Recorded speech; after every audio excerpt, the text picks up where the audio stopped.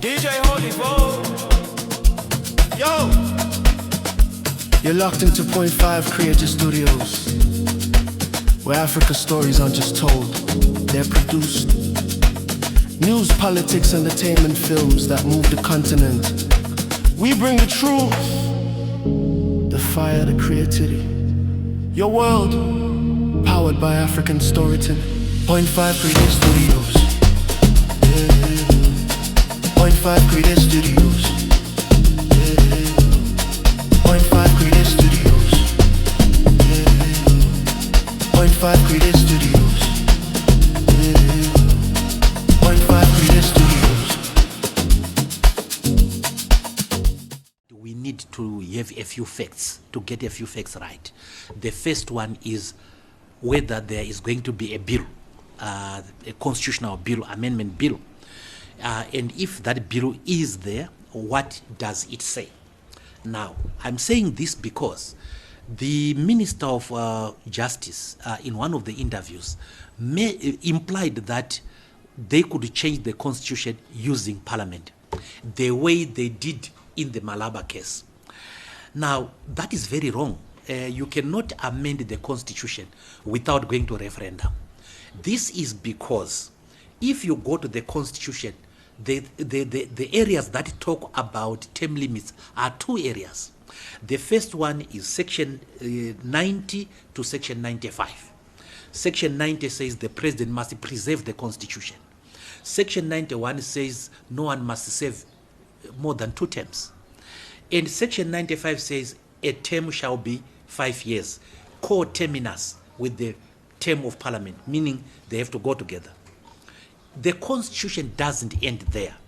So Ministers Yambi and Kambane are saying, if we change in 95 to say a term is now 7 years, President Mnangagwa would still have served only 2 terms, one for 5 years and one for 7 years, to make them 2. That's their reasoning. But their reasoning would be sensible if the constitution ended there. But the constitution doesn't end there. In section 328 of the constitution, we start by defining what a term limit clause is.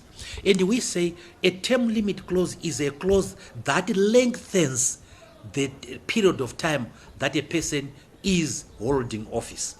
So if you are changing from 5 years to 7 years, you are lengthening the period of time.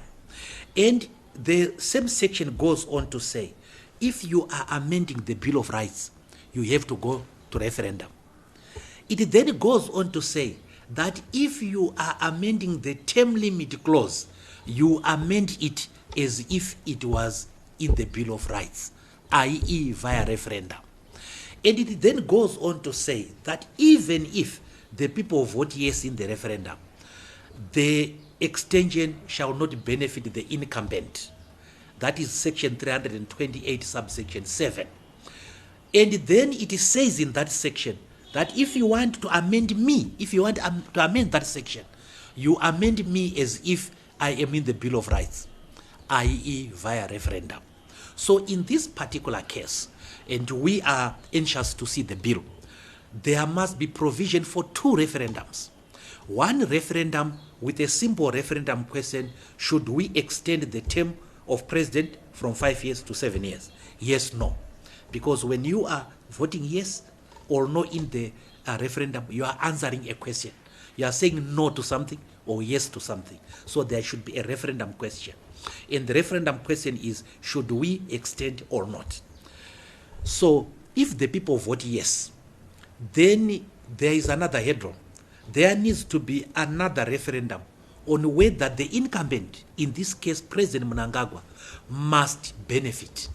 So there is the second referendum question: should Emmerson Mnangagwa benefit or not? Yes or no?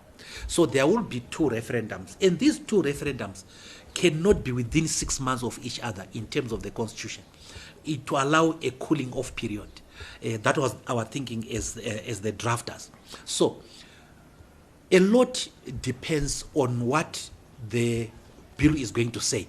If it provides for that, then we will wait to wage our fight within the electorate. The electorate have to decide. The people of Zimbabwe have to decide whether they want an extension of term or not.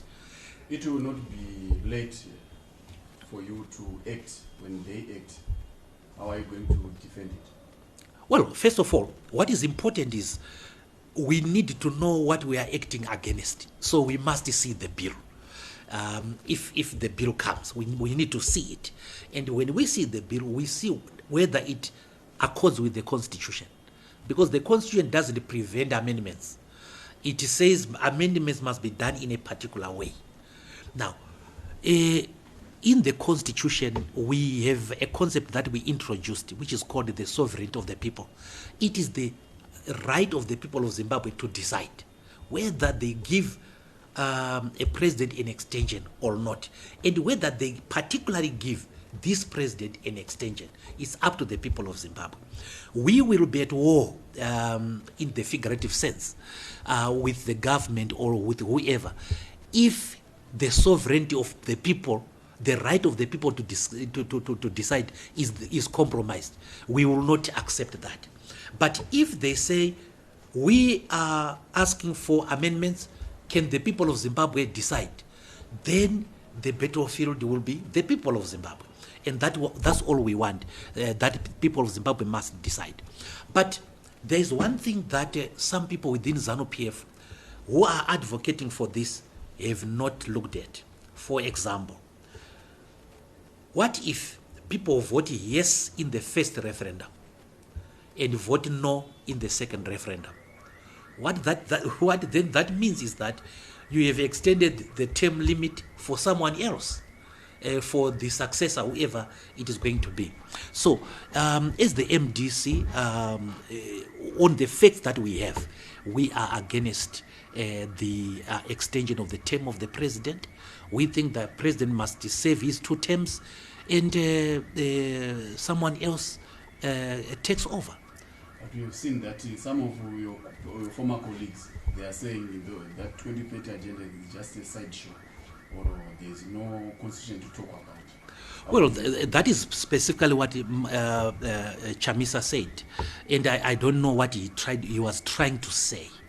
Advocate Chamisa was the organizing secretary of the MDC during the constitution making process, and he did second people to go to Kopak to do the outreach. In fact, I came to him to get the names of people to constitute the outreach teams. And after that, he was a member of the cabinet that approved the constitutional bill that then came to Parliament. And after that, myself, himself, and other people campaigned for a yes vote. What was he campaigning for? What was he saying yes to? What was he urging people to say yes to? And apparently there is a very famous quotation by Nelson Chamisa during the constitution making process, and I want to quote him verbatim. And he says, ZANU-PF dribbled us during the outreach. We have now dribbled past them during drafting. End of quote. What was he dribbling? What dribbling was he talking about? So sometimes politicians get carried away. When they dislike someone or something, they dislike everything that person is associated with. There is a constitution, Advocate Chamisa, to defend, and the constitution is under threat. So maybe the question is, if you say there's no constitution to defend, that means therefore that you are for 2030. If Advocate Chamisa is for 2030, it is his democratic right. We are against 2030. The people of Zimbabwe are against 2030. And when we are faced with this constitution moment as a country, it is not an opportunity to chain hate language against one another, to engage in cheap propaganda, to downgrade, to degrade other people. That's not the opportunity. That's not what we should be like. In fact, I have liberty to say it to him because he's a fellow lawyer like me, there is what we call courtesy at law. Even if you differ with the other lawyer, when you are having a bitter argument in court, you still address them in a courteous way.